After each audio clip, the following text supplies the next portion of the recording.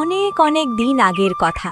তেপান্তরের মাঠ পেরিয়ে ৭ সমুদ্র আর ১৩ নদী পার হয়ে ছিল এক অদ্ভুত জঙ্গল, নাম তার মায়াবন। এই বন সাধারণ কোনো বন ছিল না। এখানকার গাছেরা রাতে ফিসফিস করে নিজেদের মধ্যে কথা বলতো, আর জোনাকিরা আলো ছড়াতো গাঢ় নীল রঙের। সেই বনের ধারেই এক ছোট্ট কুঁড়ে ঘরে এক বুড়ি দাদির কাছে থাকত অরণি নামের এক মেয়ে। অরণি বড়ই অদ্ভুত। তার ডান হাতের তালুতে ছিল একটা আধখানা চাঁদের মতন জন্মদাগ, যা অমাবস্যার রাতে রূপলি আলোয় জ্বলজ্বল করত। কেন এই দাগ? তার আসল বাবা মা কে? এই রহস্যের উত্তর দাদিও জানতেন না। শুধু বলতেন, তুই এক ঝড়ের রাতে আকাশ থেকে খসে পড়েছিলি রে মা। একদিন বিকেলে বনের খুব গভীরে কাঠ কুড়োতে গেল অরণি। হঠাৎ সে খেয়াল করল, কুয়াশার ভেতর থেকে একটা অদ্ভুত মিষ্টি সুর ভেসে আসছে। সুরের টানে মোহাভিষ্ট হয়ে অরণি এগিয়ে চলল। হাঁটতে হাঁটতে সে চলে এলো এক অচেনা জায়গায়। সেখানে একটা পুরনো বিশাল বটগাছের কোটরে অদ্ভুত নীল আলো জ্বলছে। কাছে গিয়ে সে দেখল গাছের কোটরে রাখা একটা স্ফটিকের বাক্স, তার ভেতরে রাখা একটা বরফের মতন ঠান্ডা স্বচ্ছ চাবি। অরণি যেই না চাবিটা হাতে নিয়েছে, অমনি ঝোপের আড়াল থেকে বেরিয়ে এলো একটা কথা বলার রূপালী শিয়াল। শিয়ালটি মানুষের ভাষায় বলে উঠল, অবশেষে তুমি এলে, নক্ষত্রপুরীর হারানো রাজকুমারী। এই চাবিটার জন্যেই আমরা ১০০ বছর ধরে তোমার অপেক্ষা করছি। অরণি তো অবাক। সে বলল, রাজকুমারী, আমি তো সাধারণ এক কাঠকুড়োনি মেয়ে। রূপালী শিয়ালটি হাসল, তোমার হাতের ওই জলজলে চাঁদের দাগই বলে দিচ্ছে তুমি কে। আমার সাথে এসো, সব প্রশ্নের উত্তর পাবে।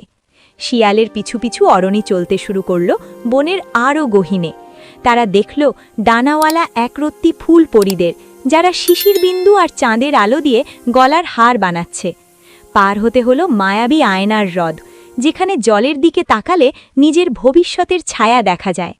জলের দিকে তাকিয়ে অরণি চমকে উঠল। সে দেখল তার মাথায় জলজল করছে একটা হীরের মুকুট, আর তার পাশে দাঁড়িয়ে আছে সোনার ডানাওয়ালা এক পক্ষীরাজ ঘোড়া। অবশেষে তারা পৌঁছল এক বিশাল কালো পাহাড়ের সামনে। পাহাড়ের গায়ে লতাগুল্মে ঢাকা এক বিশালাকার লোহার দরজা।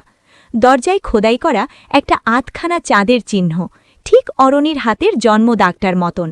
শিয়াল বলল, ১০০ বছর আগে এক কাল জাদুকর নক্ষত্রপুরীর রাজা রানীকে ঘুম পাড়িয়ে এই পাহাড়ের ভেতর বন্দি করে রেখেছে।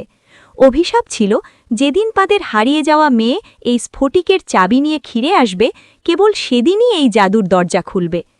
অরণির বুকটা ধুকপুক করে উঠল। সে কাপা কাপা হাতে সেই স্ফটিকের চাবিটা দরজার ফুটোয় ঢোকাল। চোখের পলকে এক ঝলক নীল আলোয় ভরে গেল চারপাশ।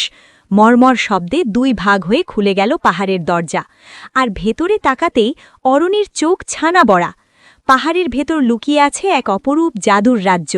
মেঘের উপর ভাসছে স্ফটিকের প্রাসাদ, আকাশে উড়ে বেড়াচ্ছে সোনার ডানাওয়ালা অসংখ্য পক্ষীরাজ ঘোড়া, আর গাছে গাছে ঝুলছে তারার মতো জলজলে ফল। প্রাসাদের একদম মাঝখানে শ্বেত পাখলের বিছানায় গভীর ঘুমে আচ্ছন্ন হয়ে শুয়েছিলেন এক রাজা ও রানী। অরণি ধীরে ধীরে এগিয়ে গিয়ে রানীর হাত ধরল। তার হাতের চাঁদের দাগ থেকে এক অদ্ভুত আলো বেরিয়ে ছড়িয়ে পড়ল পুরো প্রাসাদে। মুহূর্তের মাঝে ভেঙে গেল ১০০ বছরের অভিশাপ। রাজা আর রানী চোখ মেলে তাকালেন। অরণিকে দেখেই রানী কেঁদে ফেলে তাকে জড়িয়ে ধরে বললেন, আমার হারিয়ে যাওয়া মানিক, কাল জাদুকর তোমায় জন্মের রাতেই চুরি করে নিয়ে গিয়েছিল। আজ তুমি আমাদের মুক্ত করেছ। সেদিন মায়াবনে খুশির বন্যা বয়ে গেল।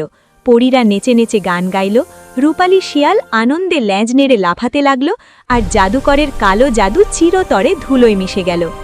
এরপর থেকে অরণি নক্ষত্রপুরীর রাজকুমারী হয়ে তার বাবা মার সাথে সেই জাদুর রাজ্যে সুখে শান্তিতে দিন কাটাতে লাগল। আর মায়াবনের সেই নীল জোনাকিরা আজও রাতে ফিসফিস করে রাজকুমারী অরণির সাহসের গল্প বলে। বন্ধুরা, আজকের মায়াবনের গল্পটা ভালো লাগলে লাইক দিও, আর এমন আরও জাদুর গল্প পেতে চ্যানেলটা সাবস্ক্রাইব করে বেল আইকনটা অন করে রেখো। আবার দেখা হবে নতুন রূপকথায়।